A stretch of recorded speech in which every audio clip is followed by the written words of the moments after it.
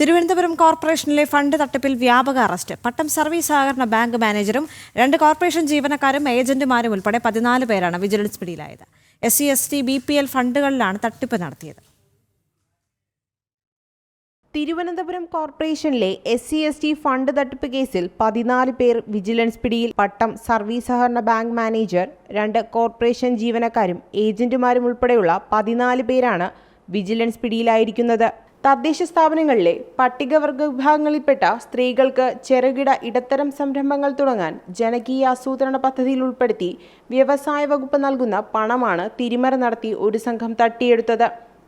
നഗരസഭയുടെ ആഭ്യന്തര അന്വേഷണത്തിലാണ് കോടികളുടെ ക്രമക്കേട് കണ്ടെത്തിയത്. SC, ST, BPL ഫണ്ടുകളിൽ നിന്നാണ് തട്ടിപ്പ് നടത്തിയത്.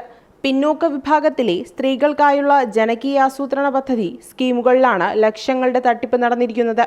വ്യാജ കമ്മ്യൂണിറ്റി സർട്ടിഫിക്കറ്റുകൾ നൽകിയാണ് പട്ടികവർഗ വിഭാഗങ്ങളിലുള്ള ഫണ്ട് തട്ടിയെടുത്തത്. ജനം, തിരുവനന്തപുരം.